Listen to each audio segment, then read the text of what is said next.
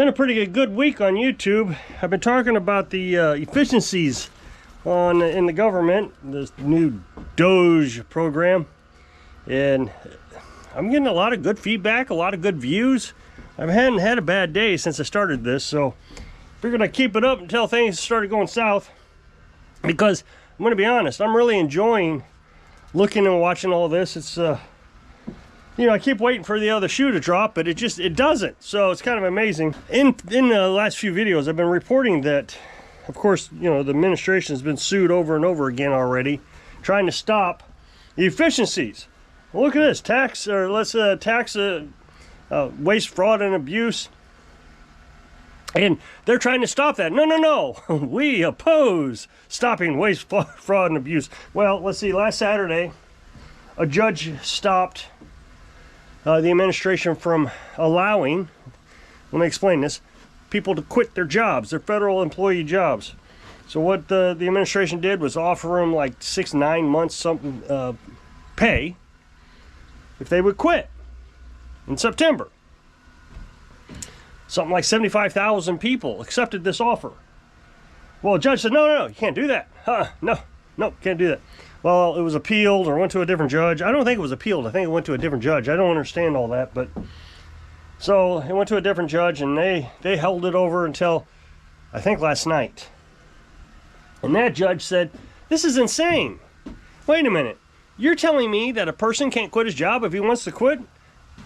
Of course you can. So Judge Trump won one of the lawsuits, and so I guess these people are going to quit their jobs, 75,000 people.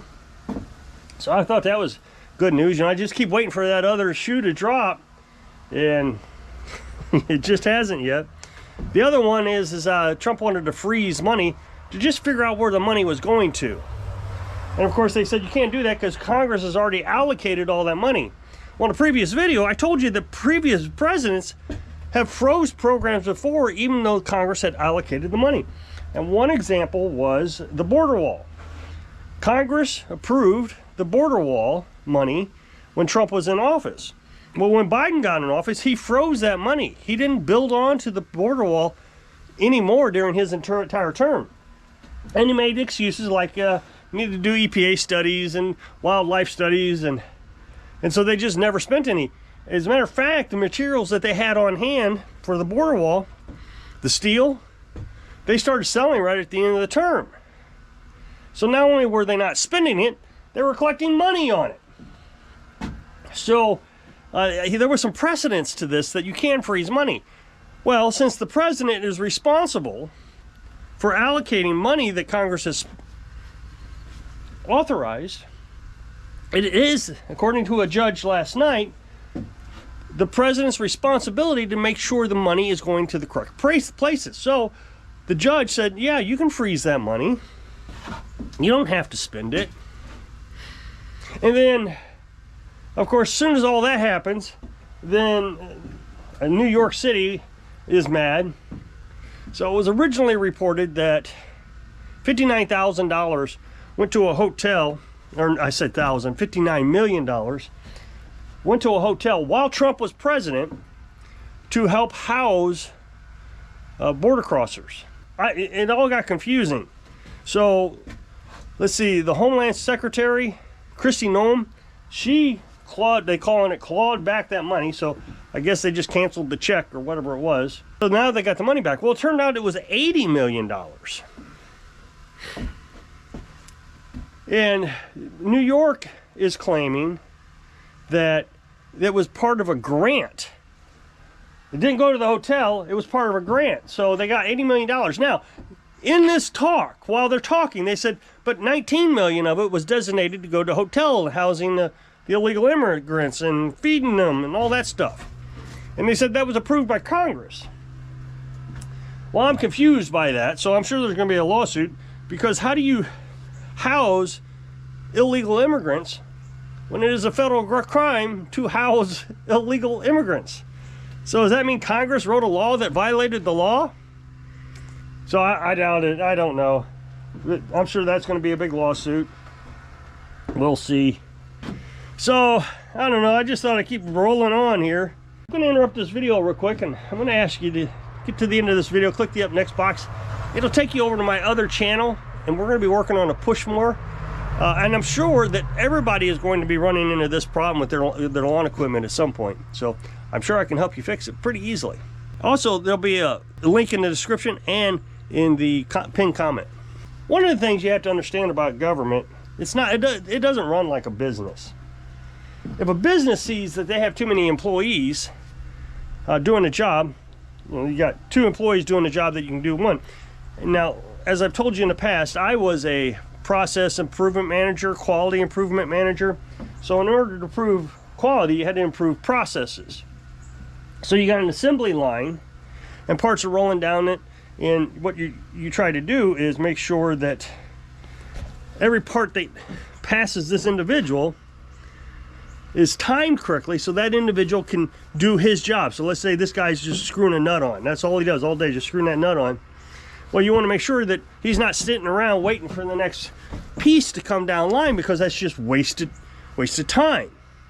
And if you can't speed the line up so he's just constantly screwing that nut on, you try to incorporate the last assembly with this assembly and get rid of this guy. So you're trying to reduce cost and increase production. I know that's greedy capitalism, but that's just how it works. Well, in government, it doesn't work that way. So an organization in the government will say, I need a budget of, let's just call it $1 million. And so the Congress gives them that $1 million, and they go and hire employees, and they realize, well, I need another employee. So next year they'll say, I need $2 million. I'm just throwing out numbers. Well, now they got too much money. And so next year, when they want to ask for more money, or even the same amount of money, Congress is going to say, no, you don't need it. You already got some. And, well, they don't want to do that. So what they do is they go out and hire another employee. And it literally becomes red tape. This is where the red tape comes in at. So you'll have an employee that takes a piece of paper and says, yep, that's the piece of paper. Great, thank you. And they'll hand it to the next person. The next person say, yep, signature's on it.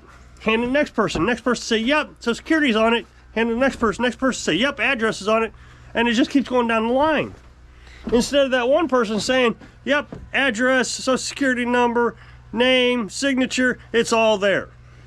So you got 5 people doing the job of one person. And you just keep adding and adding. And eventually, you got people just sitting around not doing anything all day long. So Elon Musk is going around asking employees about job satisfaction. Is kind of what I'm gathering what it is. How satisfied are you with your job? And they'll talk about it, and a lot of them are just saying, oh, I'm bored to death. And there's nothing to do all day. I just come in, sit, talk. That's it. And then they'll say, well, what would you do if you were the boss here? Streamline things. You need to streamline things so things go. It's not just me waiting around for a piece of paper so I can say, yep, the address is on it. So he's taking a look at these people, and the ones that are being honest and excited about their job and they would like to take on more work, he's saying, well, you know what? We could keep you around. You look like a real positive, happy person. But the other one, like, I don't care. I just check the name every day. Oh, it just don't matter to me. Well, what would you do if you were the boss for a day? I don't know. I'd probably hire another person because I'm tired of looking at name. Maybe I should only look at the first name. He'll say, oh, okay, well, maybe you're not the right person for this job. See, this is what he used to do with his businesses. When he took over X, he incorporated, streamlined them. I don't know, like 30,000 employees down to like 5. I'm exaggerating quite a bit, I'm sure. But that's how he did it. He just went around saying, who's the most excited? Who's willing to work midnight? Who's willing to work 24 hours a day? Great, you got a job. Oh, there is a bit of bad news. So Elon is working for free. So he's doing this Doge for free. He's not getting paid anything. And then the 2 people he's employed to help him with this Doge program, it's my understanding he's paying them out of his own pocket. He's not requiring the government to pay for it. Well, don't get me wrong, I really appreciate that. I don't need another employee. So, unfortunately, Trump has sued Elon. Oh, they just like, oh no, when I heard this news, I was just devastated, like, oh, well, there's a good thing gone. So, What it was is, before Elon bought Twitter, Trump sued Twitter because Twitter kicked him off the platform. Well, the suit has now been finalized, and Trump won this lawsuit. So now that Elon owns Twitter, formerly known as Twitter, he owes Trump $10 million on that lawsuit. Oh, that's just depressing. I'm telling you, that's. But they both agreed that they're going to put it into the presidential library, so it's for a good cause. That's pretty good. So I was thinking about something. So let's say your bank account was audited by an independent auditor, and they go in and they're auditing all these bank accounts, and they're noticing a trend. They're noticing that there's like money out of your bank account missing. They're like, huh? Mr. Jones here, he's supposed to have $100 extra in here. Where'd that go? And the bank's like, well, there's fees and this and that, and so then they audit the bank, and the bank's like, they got all this extra money laying around. Well, where did this money come from? Well, it's overhead cost, and so you're like 6,000% overhead cost. Most companies try to run around, like 150, 200. So you got all this overhead cost. And so the auditor says, no, that's Mr. Jones's money. That was his $100. And so they call you up and they say, hey, Mr. Jones, we noticed your bank has been overcharging you. I'm an auditor, and I audited your bank account, and the bank owes you $100. And you're like, what are you talking about? Why are you auditing my bank account? No. That bank deserves that $100. You make sure that bank keeps that $100. That's exactly what the opposition is saying about Musk being an auditor to your tax dollars. There are people lining the streets and on Facebook and Twitter or wherever and mad because Elon is auditing the government with your tax dollars. They're saying, hey, you know what? The government's taking your money. And I've had example after example in previous videos. And the press secretary, every day she comes out with receipts of waste, fraud, and abuse. And some reporter will say, well, can you prove that there's anything actually being wasted in the federal government? Okay, $36 trillion, and you're telling me that one dime was wasted? Well, what about that mine that houses retirement records of federal employees, but only 10,000 federal employees can resign every month because that's all the elevator will hold?